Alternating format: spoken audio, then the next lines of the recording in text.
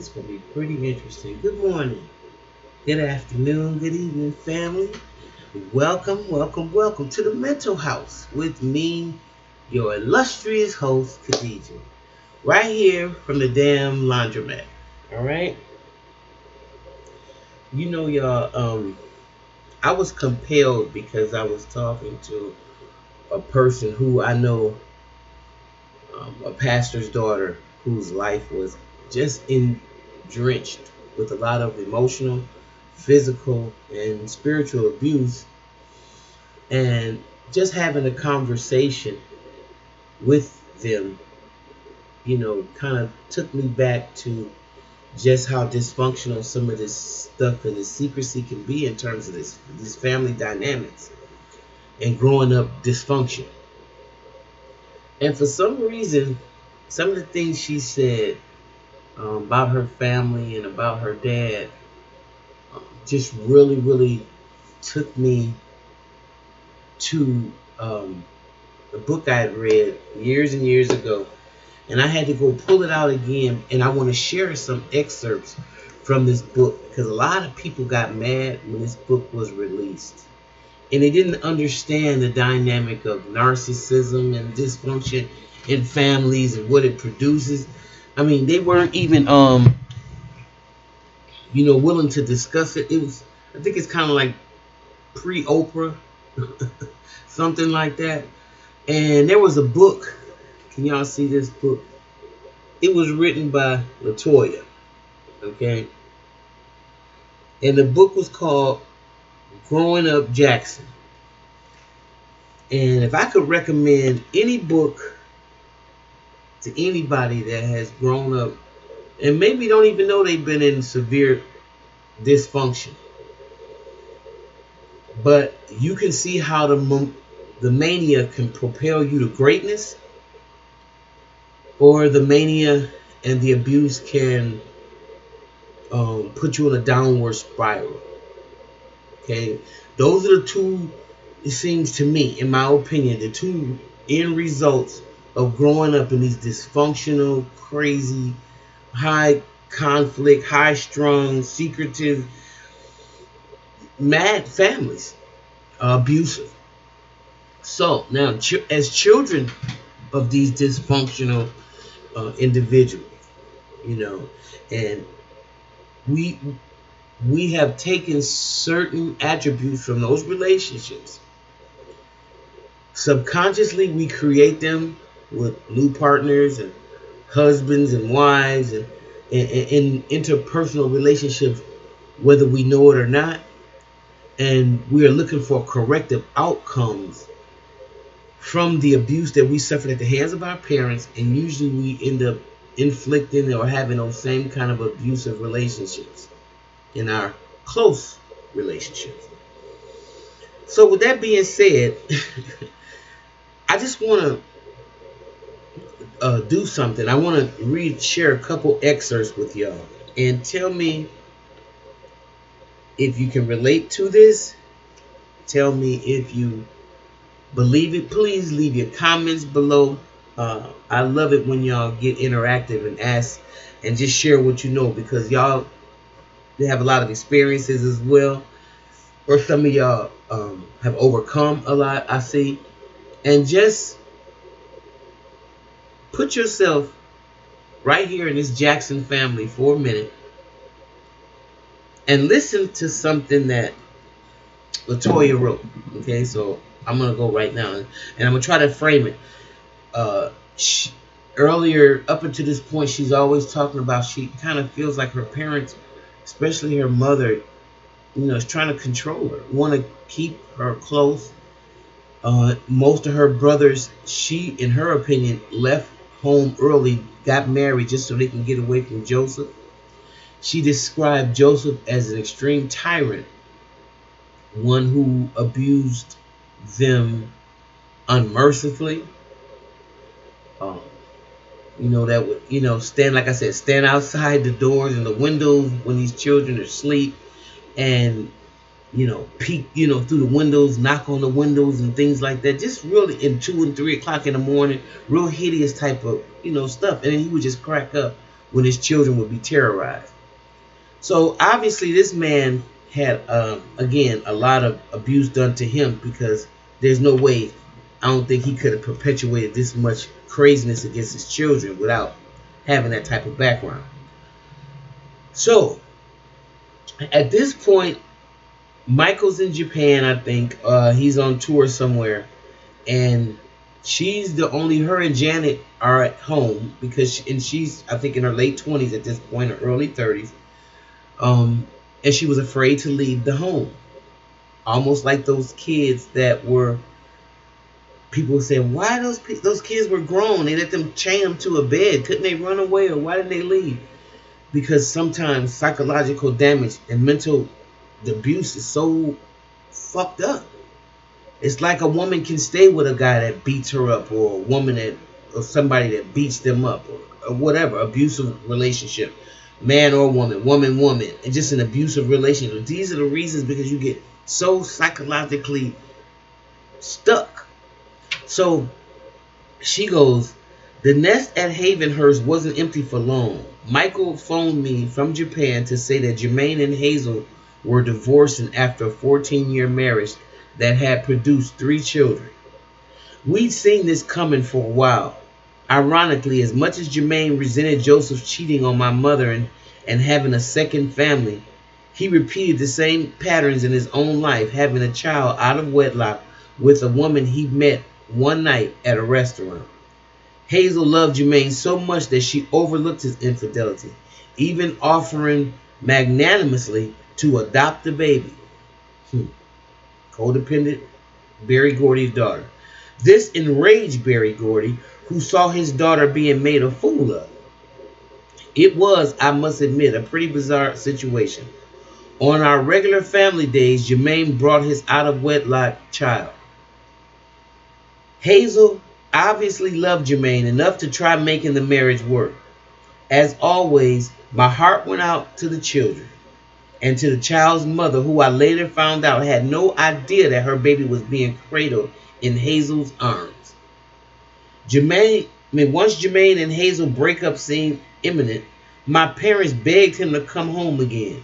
And so he did, bringing his girlfriend and his baby, and later joined by a second child. Mother wanted me at Havenhurst as well. Every time I called her from the road, which was very often, she implored, "Oh, Latoya, when are you coming home?" The longer I was away, the more desperate her pleas sounded. It was increasingly apparent to me that she secretly hoped to see my career fail so that I could return to Encino. Then things could go back to the way they had always been, and we could be together all the time. And by this time, Latoya was resenting seeing herself, by the way, let me throw this in there, as a little Catherine. They would go to the Kingdom Hall together. They would go this together. And she always tried to please her mother. And her mother just said, "Oh, you so much like me." You know. But let's just keep going. Whether or not my father was in cahoots with her, I don't know. But Joseph seemed to be doing his best to hamper me professionally.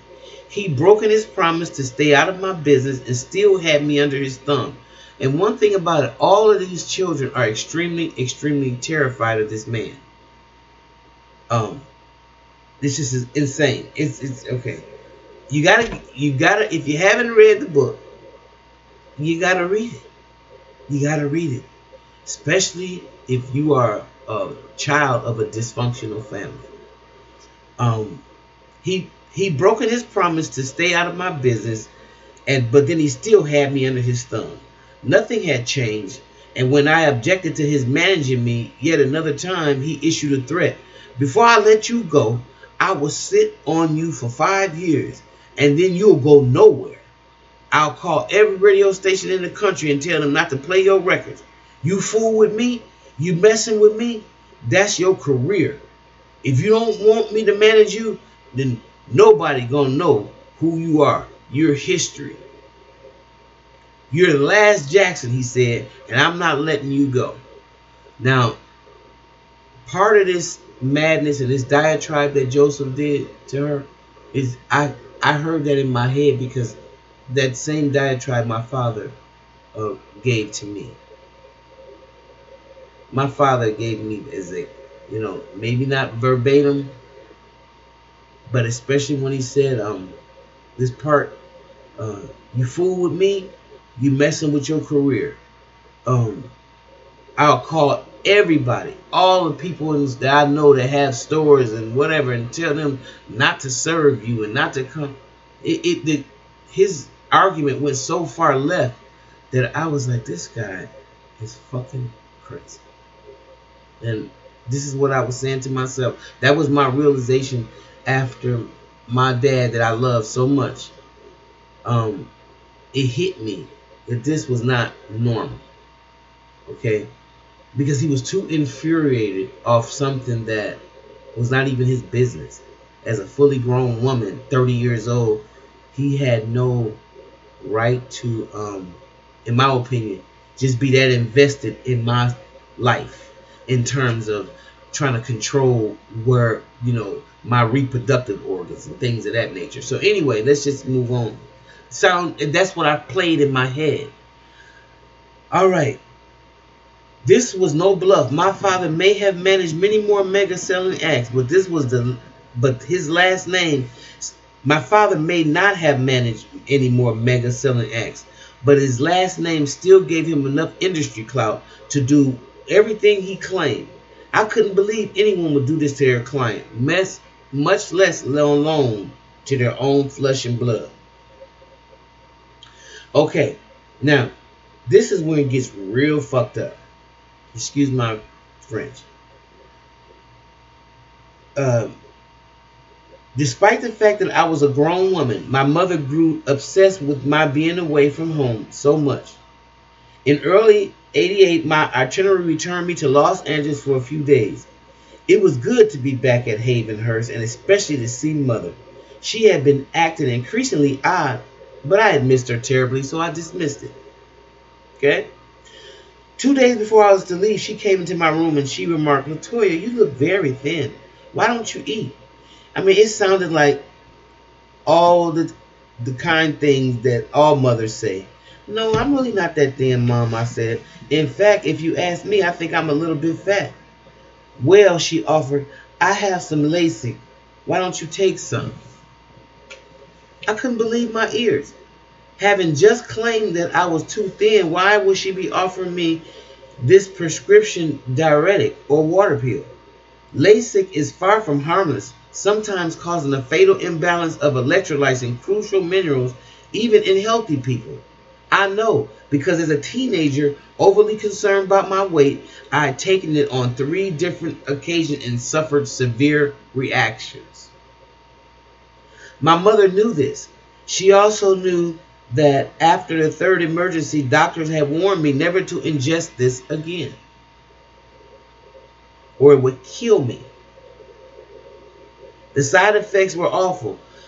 My jaws locked. I couldn't breathe. I had paralyzing cramps that inched up my body until I felt my heart would stop. One night, I was so certain I was going to die that as I lay down in Janet's room and begged her, "Please, please, just watch me. Watch me." My sister had a reoccurring weight problem as well. Having learned my lesson about LASIK, I remember telling her repeatedly, "Janet, no matter how much you weigh, it's not worth this. You're fine the way you are." My mother returned to the bedroom with a bottle in her hand. "You know I can't take those," she said to her. I said to her, "You know what will happen?" "No, really," she replied, as if she hadn't heard me. "I have a whole bottle of them, and I'm going to throw them away anyway. Here." She placed several small white tablets in my hand. "Here," she repeated. "But Mom." Her behavior frightened me. The minute she left the room, closing my door behind her, I telephoned Jack. Knowing my medical history, he told my father right away. So when Joseph got home, he stormed into my mother's bedroom and demanded, "Latoya, give me those pills, those LASIK." And then he marched down the hallway to my mother's room and threw the pills on her bed. "Kate, did you give these to Latoya?" he demanded. "No." She said innocently, I don't know what you're talking about. Kate, you know damn well what I'm talking about. Did you give these pills to Latoya? He asked again. No. Well, where did she get them? I don't have the slightest idea, Mother answered. I don't know. Kate, what are you trying to do? You know what will happen if she takes them. Are you trying to kill your own daughter? Is that what you're trying to do? My father called me into the room in front of Mother, and he asked me, did she give you these laces? Yes, I replied softly. Latoya, Mother lied. I gave you those. Mother, you know you did. But Latoya, she said sweetly, I'm just trying to help you. My mother, the actress. With that, I left the room, knowing that there was no reason with her. There was no way and no reasoning with her. How could she do this to me? What was she thinking? Was this how she planned to keep me at home and to keep me close?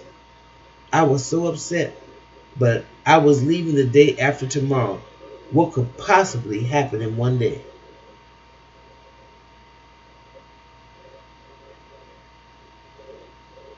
Stay tuned.